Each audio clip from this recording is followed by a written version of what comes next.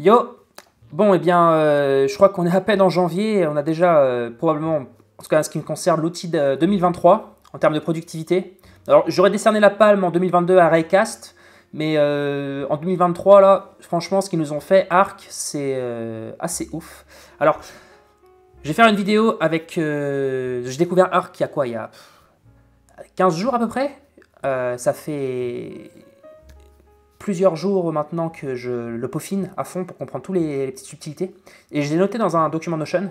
Je vais essayer d'être assez court dans cette vidéo. Mon but aussi, c'est d'expliquer un peu à ma femme comment utiliser Arc de manière productive et pourquoi c'est mieux que Google Chrome, ce que je ne pensais pas un jour désinstaller de mon ordinateur. Ce sera aussi l'occasion de parler de tous les petits tips qui font que Arc est un outil qui vraiment est impressionnant en termes d'expérience utilisateur. Alors, commençons par déjà, qu'est-ce que j'apprécie dans Arc?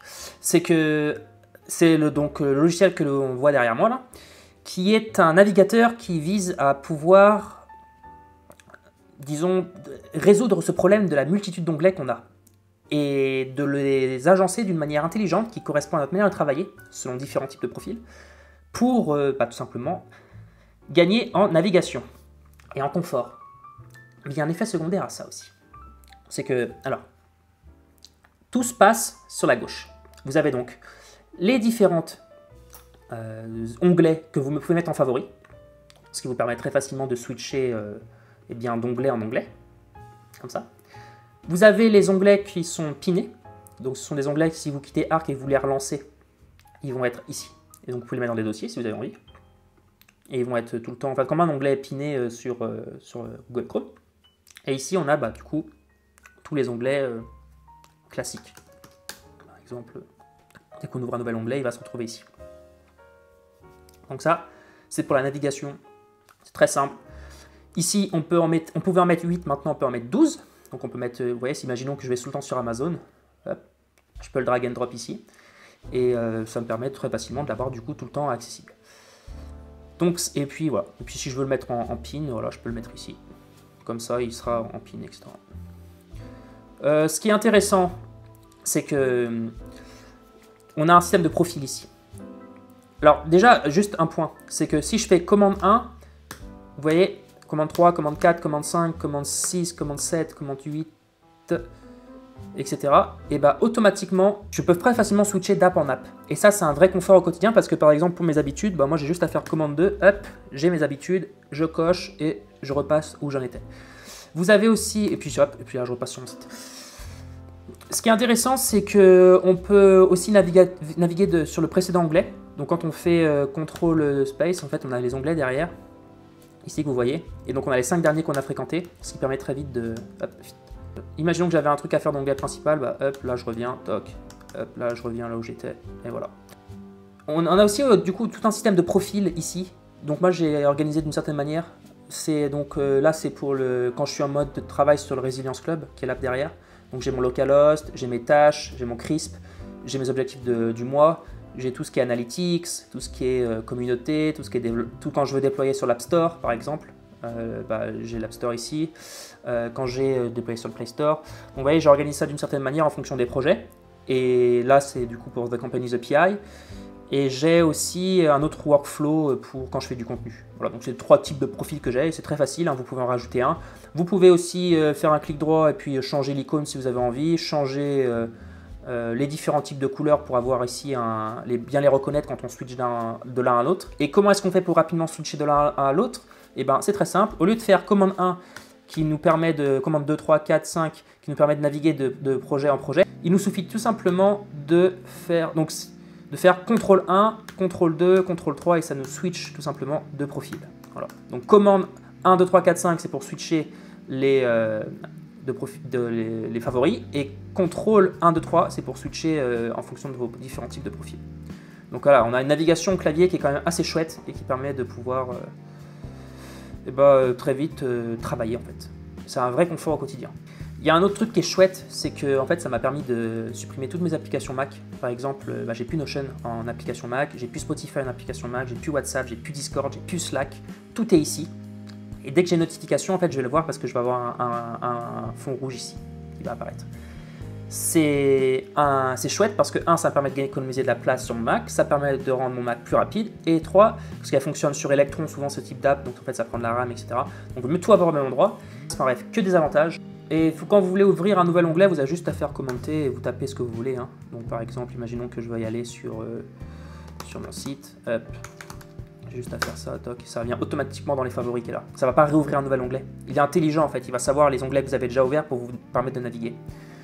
Ce qui est chouette aussi, un truc à savoir dans les onglets pinés, c'est que en fait, donc là j'ai l'onglet piné par défaut qui sont mes tâches à exécuter sur le Residence Club, sur le The Company's API, et si je navigue ailleurs, vous voyez,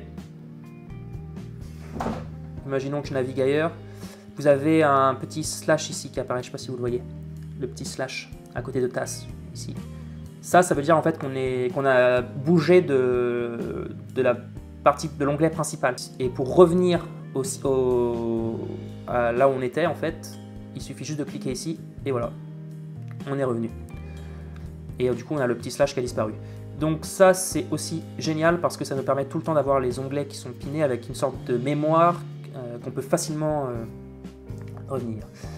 Vous avez aussi un système d'auto-archiving ici qui vous permet en fait, si vous allez dans les settings de Arc, dans les archives, de pouvoir automatiquement close tous les 12 heures, enfin vous choisissez hein, ce que vous voulez, les tabs ici qui sont ouverts, ce qui vous permet à chaque fois de redémarrer une journée avec un environnement qui est clean.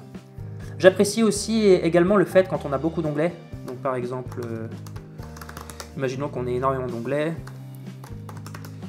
on ouvre plein d'onglets, hein. En fait en un clic on peut tous les fermer ici. Il nous suffit de cliquer sur Clear, ça nous a tout fermé, sauf celui sur lequel on est, et si je reclique ça nous ferme. Une autre fonctionnalité chouette quand on veut copier un lien, c'est en fait au lieu de à chaque fois la barre de recherche avec les liens il se trouve ici, mais si je fais commande maj C, automatiquement en fait vous avez vu qu'il a copié, et ça vous permet du coup en fait facilement de l'envoyer à quelqu'un en un clic. Ça, comme on est tout le temps en train de s'envoyer des liens, commande maj C, ça copie, hop, on balance. Et vous pouvez faire la même chose avec commande maj alt C, et là du coup ça vous le copie sous forme de markdown en fait, si je comprends bien. Voyez là. Ça peut être utile pour Notion. Bien évidemment j'en ai pas parlé, mais les extensions Chrome elles fonctionnent aussi puisque c'est un navigateur qui est basé sur Chromium, donc toutes vos extensions Chrome elles fonctionnent. Ce qui est d'ailleurs super cool parce que vu que j'utilisais l'application Mac de Grammarly, de Notion, j'avais pas Grammarly dedans. Maintenant que je l'utilise du coup Notion sur le web, et ben j'ai Grammarly intégré puisque ça utilise une extension Chrome. Au niveau de l'environnement de travail, au niveau de quand on est des développeurs, ça ne change pas grand chose, vous voyez. Il vous suffit tout simplement d'ouvrir l'onglet ici et puis on a accès exactement au même debugger avec les applications qu'on pourrait utiliser pour Vue.js, React, peu importe. Ça nous change rien en fait de Chrome.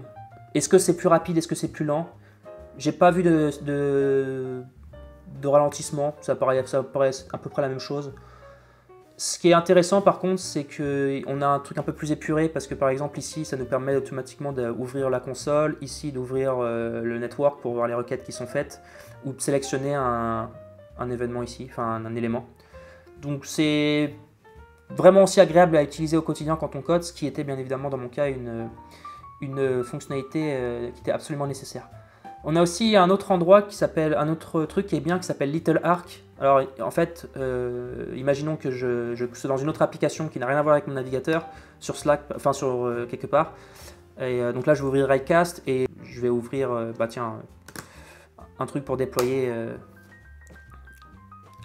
une GitHub Action. En fait vous avez pu voir que là ça m'a ouvert une sorte de mini navigateur. Et ce qui est bien c'est qu'on n'en a pas 150 000. Si je rouvre un nouveau lien, vous voyez, il a remplacé. Il remplace à chaque fois. Imaginons que je veuille traduire quelque chose. Boum, il m'a réouvert une autre fenêtre avec la traduction. Bon alors c'est Raycast, ça n'a rien à voir avec Arc, mais vous avez vu le Little Arc, c'est ça, c'est une sorte de petit navigateur, on peut en avoir qu'un seul, et à chaque fois qu'on l'ouvre, du coup, bah, c'est plutôt... ça évite d'avoir du bruit, et c'est très très pratique. Vous pouvez aussi customiser tout ce qui est shortcut. Donc par exemple, moi il y a un shortcut que je fais qui me permet de faire des pages précédentes très rapidement. Donc là par exemple, imaginons que j'aille à un endroit, ici, hop, puis après je reviens sur la home. J'ai un shortcut qui me permet, voilà, en un clic de revenir, de faire précédent, etc. juste avec le clavier ou suivant.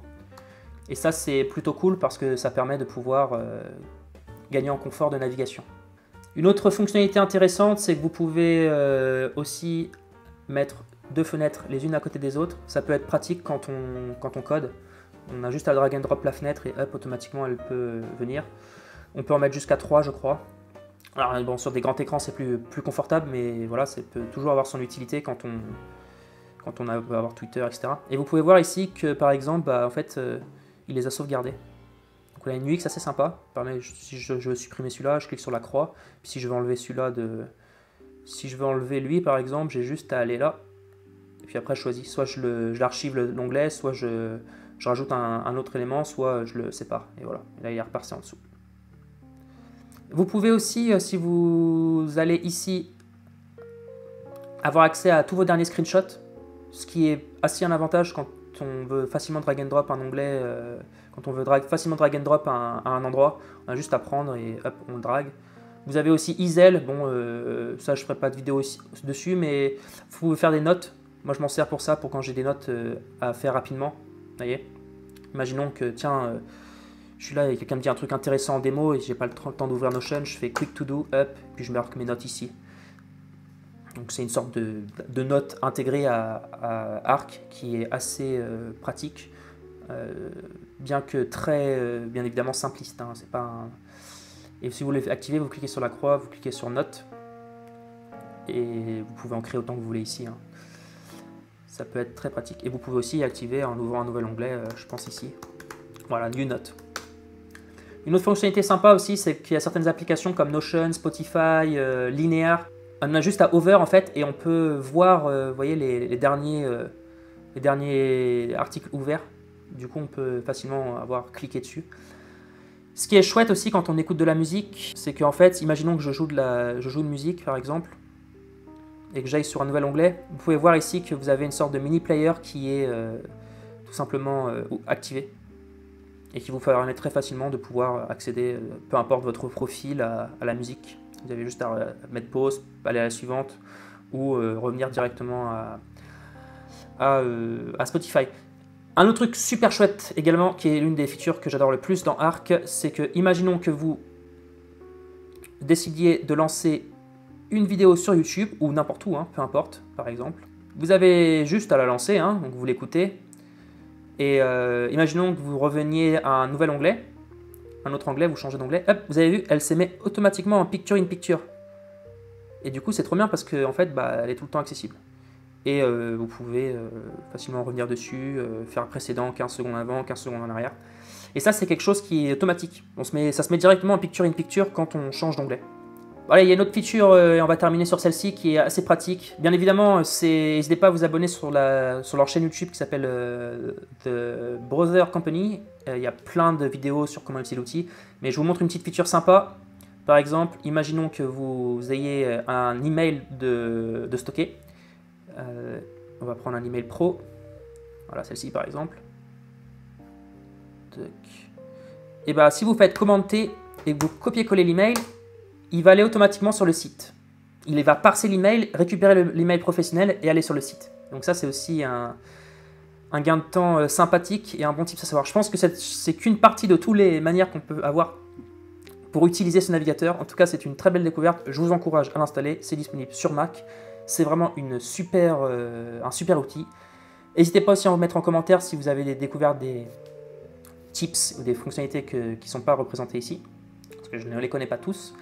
Et n'hésitez pas aussi à vous abonner si ça vous plaît ce genre de contenu, j'en ferai quelques-uns. C'est un peu long là parce que j'avais beaucoup de choses à expliquer, mais je ferai pas mal de vidéos sur des outils de productivité que j'utilise qui me permettent de pouvoir avoir un environnement qui est clean et puré pour travailler le plus vite possible.